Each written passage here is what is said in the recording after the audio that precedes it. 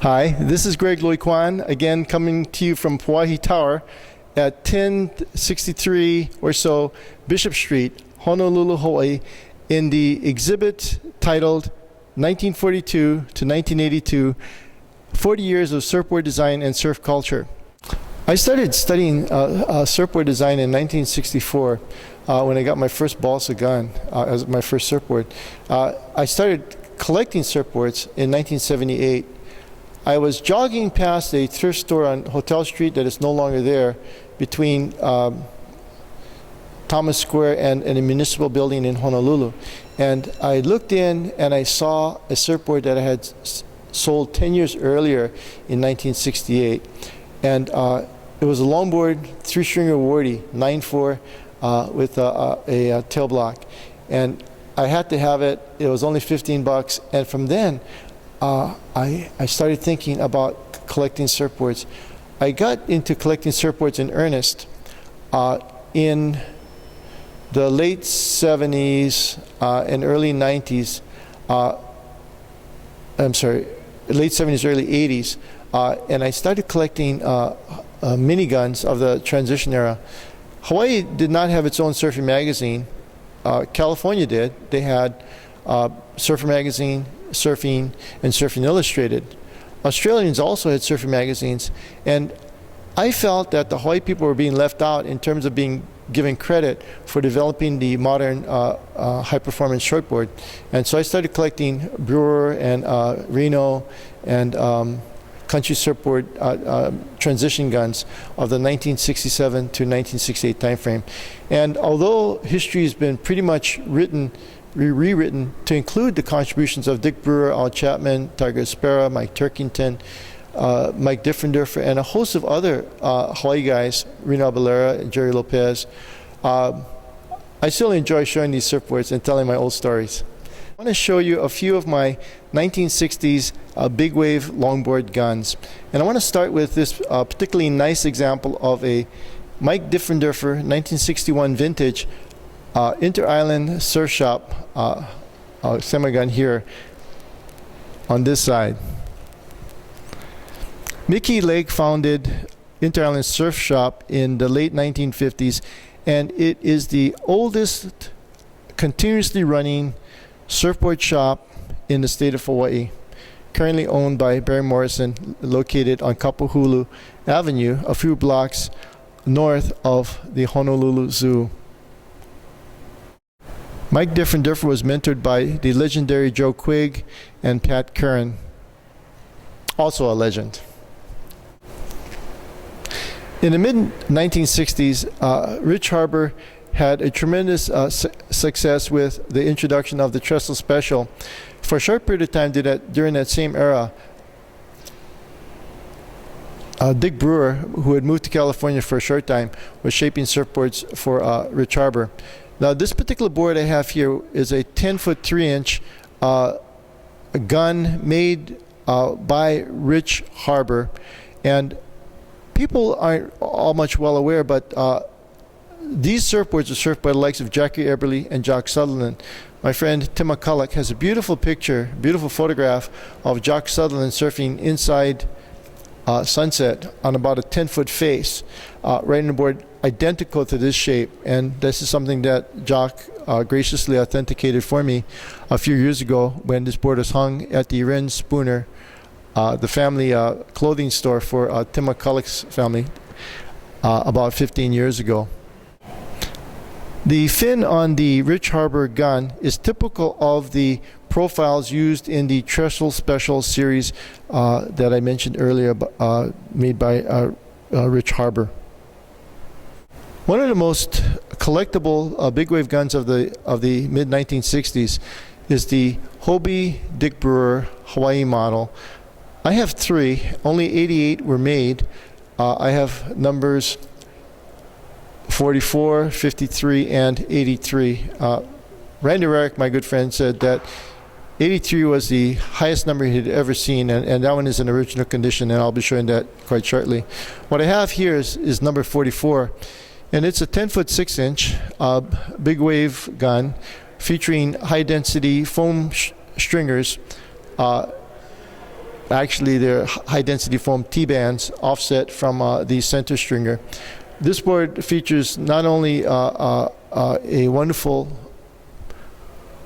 stringer layout, but a redwood tail block and a concave tail that we'll look at shortly. The fin you see here is the standard Dick Brewer Hobie gun fin, and except for the semi guns, which were made in the same time frame into 1966, this is the profile, which is very low base and fairly long in the rake. The next thing I want to point out are the signatures of Dick Brewer and Buzzy Trent on what was originally the announcement ad for the Dick Brewer Hawaii gun model, and I acquired the original of these signatures on the ad when I purchased this board at Randy Rarick's surf auction about 4 or 6 years ago.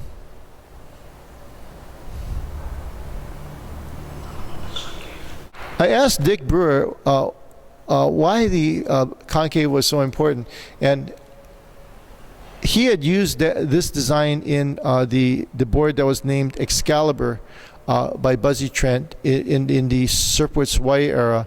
This would be like earlier 1960s, between 1961 and 1964. And Dick Brewer explained that the board went faster because of bubbles. I could never quite understand that, but that's what he told me. I suspect there are other things that the concave does, such as channels water, creating a Venturi effect, something which the Campbell brothers incorporated into their Bonzer design that they invented in 1970. The Dick Brewer Hawaii Hobie guns were some of the prettiest boards of the 1965 time frame. The model was made famous by Jeff Hackman, who won the inaugural 1965 Duke Kahanamoku Invitational Contest on a 9-foot 4-inch Hobie Dick Brewer model gun. This particular one is a little bit shortened from its original length of about 10.6. It's now about 10.3 or 10.4. Next to it is number 83, which is an entirely original condition, unrestored Hobie Brewer gun. The thing that I like to point out when I show this gun is the fact that in an effort to reduce the weight of the surfboard, which is what made the boards of the late 1960s more maneuverable, Dick Brewer and Hobie reduced the size of the wood to 1/8 of an inch on the offset stringers, as opposed to the 1/4 inch redwood stringers that were used in the earlier numbered boards. I've always wanted a turquoise high-density foam offset stringer Hobie.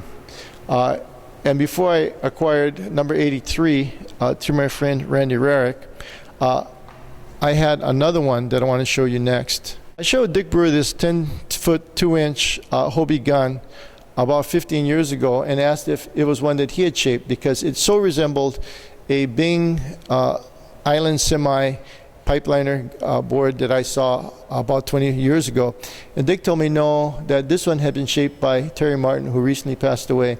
Terry was one of the most celebrated and one of the most respected shapers for Hobie, and it was Terry Martin who Dick Brewer credited with teaching him about production shaping.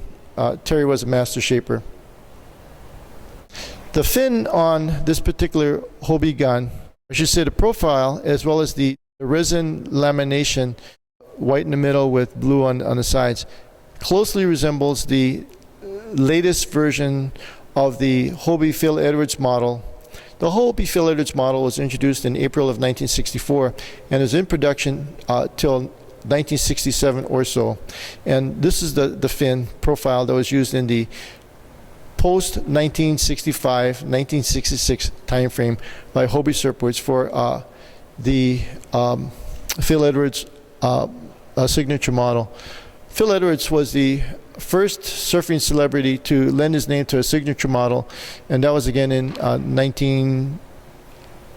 of 1964. On the cover of the Surfer magazine, in which the Phil Edwards model is introduced, is the first fold-out for Surfer magazine, and it featured a gentleman by the name of John Peck surfing pipeline, grabbing a rail, and it's one of the most magnificent pictures and one of the most iconic images of the 1960s. The board is owned by my good friend Lee Wai-Du, who is still alive and was considered to be a surfing legend, and he is a close friend of Fred Van Dyke, Peter Cole, and Greg Lui. 10 years from now, I hope that the appreciation of the surfboards I've collected to be ensconced someplace where they can be viewed by the public 7 days a week. But I don't think there's enough room at Bishop Museum or other places like that. These are things that I don't particularly own. I, of course, have the title to these surfboards, but I see myself as a caretaker for surfing history and the evolution of surfboard design. Thank you for joining me this afternoon at Pauahi Tower. Hope you can visit the exhibit in person before Thanksgiving weekend 2015. Aloha.